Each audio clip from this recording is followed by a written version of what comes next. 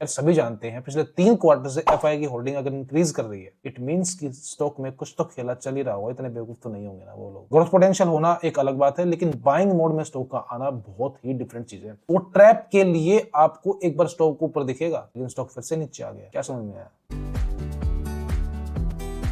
Hello दोस्तों, मैं आपका दोस्त रोहित स्वागत करता हूं मेरे चैनल मार्केट स्विच लाइव में। दोस्तों आज हम दो स्टॉक्स का एनालिसिस करेंगे, एक तो भेल और दूसरा बालू फोर्ज। इन दोनों का डिटेल एनालिसिस करने से पहले मैं आपको एक दुखद न्यूज देना चाहता हूं। वेदांता ग्रुप के मालिक अनिल अग्रवाल जी के बेटे का निधन हो गया है और मैं सच बताऊं, मैं बड़ा ही इस चीज से आहत हुआ, क्योंकि मैं उस इंसान की बहुत ही ज्यादा रिस्पेक्ट करता हूँ। आपने भी सोशल मीडिया पे अनिल अग्रवाल जी के बहुत इंटरव्यू देखे होंगे, आपको पता ही लग गया होगा कि कैसे जमीन से जुड़े हुए इंसान है। कई बार जो है वो न्यूज में भी आए हैं और उन्होंने बताया कि कैसे मैं जमीन से उठ के जो है इस लेवल तक पहुंचा, और वाकई में इंसान ने इतनी बड़ी मेहनत की थी। और मेहनत के साथ साथ मैं बोलूंगा ना कि उस इंसान के जज्बे को सलाम है। बार बार फेलियर के बाद जब वो किसी लेवल में पहुंचता है ना, तो ऑटोमेटिक उस इंसान के लिए ना बहुत इज्जत बढ़ जाती है। उन्होंने वो जगह लोगों के दिल में खुद ही बनाई है। देखो, बिजनेसमैन तो बहुत है, बहुत स्टोरी सुनी होंगी आपने, रतन टाटा जी के बारे में, धीरूभाई अंबानी जी के बारे में सुनी होंगी, लेकिन जैसा कि दुख उन पे आया है और उन्होंने इतना भावुक पोस्ट लिखा कि एक बेटे की मौत पिता से पहले नहीं होनी चाहिए। मैं भगवान से प्रार्थना करूंगा कि भगवान उनको इतनी हिम्मत दे ताकि वो इस दुख से बाहर निकल पाए। दोस्तों आज समय नहीं है इस बारे में बात करने का कि वेदांता में आपको इन्वेस्ट करना चाहिए नहीं करना चाहिए। मैं आप लोगों को कुछ ना वेदांता के बारे में बताना जरूर चाहता हूं, लेकिन ये टाइम नहीं है कि मैं यहाँ पे रिवील कर दूं। सबसे बड़ी समस्या ये है। तो नेक्स्ट टेलीग्राम लाइव आप जरूर अटेंड कीजिएगा, क्योंकि मुझे आप लोगों को वेदांता के बारे में कुछ चीजें जरूर डिस्कस करनी है।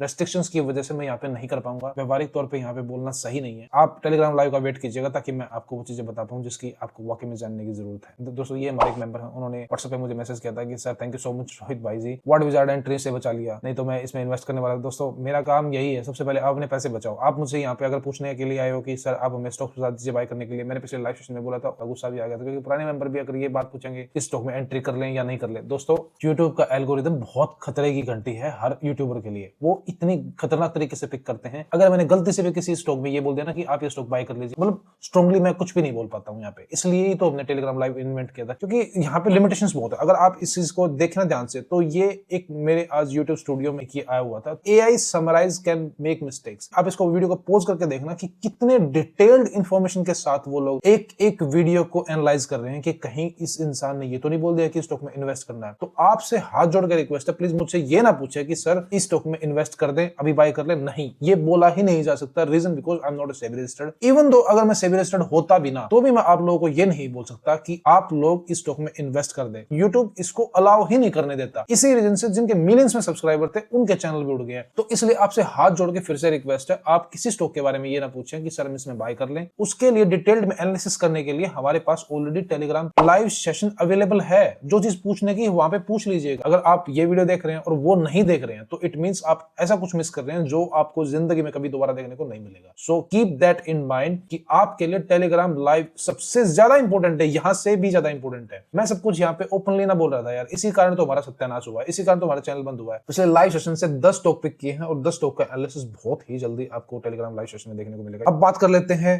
भेल के बारे में। भेल का शेयर 10% से ज्यादा टूट गया, इसी कारण मचा हाहाकार। भेल के एक बार ये फंडामेंटल्स देख लेते हैं। वैसे मैं कंसीडर करता नहीं हूं, लेकिन फिर भी स्टिल आपको बता देता हूं कि आपके दिमाग में ये ना रहे कि हमने ये चीज नहीं देखी थी। 94,125 करोड़ की कंपनी है, करंट प्राइस 272, हाई 308, लो 176, बुक वैल्यू 70, डेप्ट इन लोगों पे 10,969 करोड़ का डेप्ट है, इंट्रिंसिक वैल्यू 41.4। मीन स्टॉक को इतना होना चाहिए, लेकिन स्टॉक अभी इंट्रिंसिक वैल्यू से बहुत ऊपर ट्रेड कर रहा है, 272।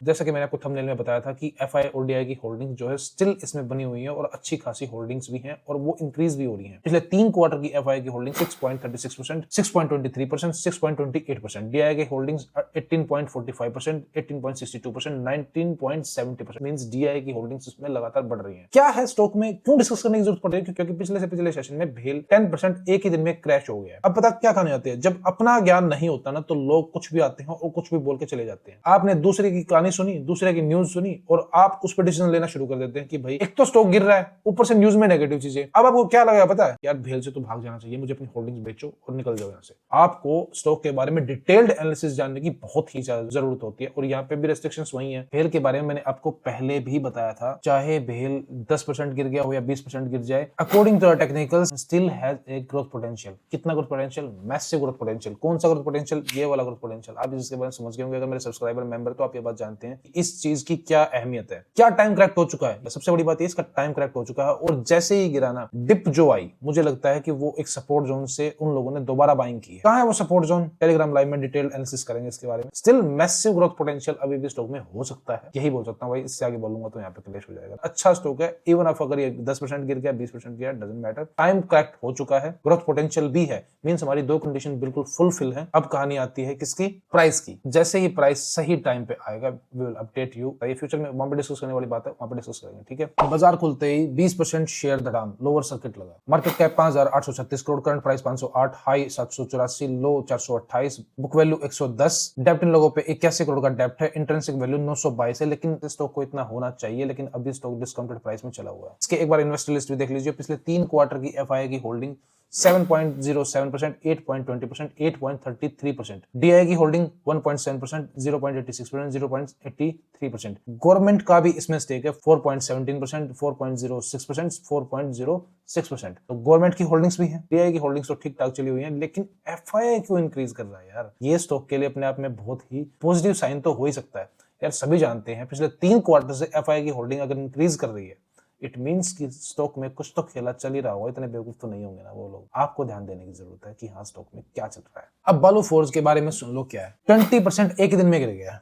Now you are being fearful कि यार अब क्या होगा। Let's find out 3 answer of questions. Growth potential है, यस, स्टॉक में ग्रोथ पोटेंशियल है। अगर आज स्टॉक अगर गिर भी रहा है ना, तो एंट्री का टाइम तो मैं नहीं बोलूंगा कि स्टॉक में एंट्री का टाइम है, क्योंकि स्टॉक अभी फॉलिंग मोड में है। सबसे बड़ी बात तो यही है। लेकिन इसका मतलब ये नहीं है कि स्टॉक में ग्रोथ पोटेंशियल नहीं है। स्टॉक में ग्रोथ पोटेंशियल है। अगर आपकी इसमें होल्डिंग्स है तो आपने गलत जगह बाय किया, मैं यही बोलूंगा। लेकिन घबराने की जरूरत तो बिल्कुल भी नहीं है। लेकिन अगर हाल फिलहाल में आप आसपास हो तो मैं ये कहूंगा अगर बाइंग प्राइस आपका आ जाए तो निकलने में थोड़ी ज्यादा भलाई है, क्योंकि बाइंग मोड में स्टॉक नहीं आया अभी। सबसे बड़ी बात यही है। ग्रोथ पोटेंशियल होना एक अलग बात है, लेकिन बाइंग मोड में स्टॉक का आना बहुत ही डिफरेंट चीज है।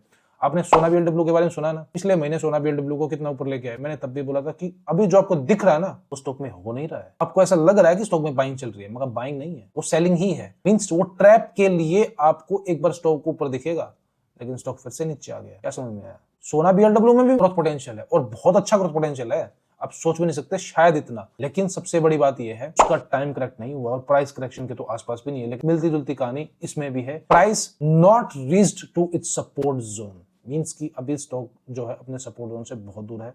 टाइम जो कि अब गिर चुका है, तो अब ये स्टॉक टाइम लेगा यार। जुलाई के बाद पूछना, वैसे chances are very low, but still एक बार तो कंसीडर करना बनता ही है स्टॉक के बारे में। मुझे लगता है कि ये साल तो निकाल ही देगा गिरते गिरते भी। एक बार जुलाई में दोबारा फिर से एक बार रिव्यू कर लेंगे स्टॉक के बारे में। आप भी मुझे एक बार अपडेट कर देना कि सर ने बोला था कि स्टॉक के बारे में दोबारा रिव्यू करेंगे जुलाई में, दोबारा देख लेंगे। लेकिन इतनी जल्दी स्टॉक में रिकवरी नहीं है। हाँ, किसी दिन बहुत ही ज्यादा मैसिव स्ट्रॉन्ग मूवमेंट आ जाए, वो भी बुलिश की तरफ, तो फिर हो सकता है कि इसको कंसीडर करें, लेकिन आज के लिए तो नहीं है। दूसरा, टेलीग्राम लाइव पे अगर किसी ने फिर भी पूछना तो मैं इसके बारे में जरूर कंसीडर करूंगा। पिछले यूट्यूब लाइव सेशन से 9 स्टॉक निकाले थे, एक वेदांता, तो 10 स्टॉक का एनालिसिस टेलीग्राम लाइव पे जल्दी अपडेट होगा, क्योंकि यहाँ पे लिमिटेशंस बहुत ही खतरनाक है। ठीक है, तो मिलते हैं दोस्तों आपसे अगले वीडियो में। See ta ta, bye bye, take care.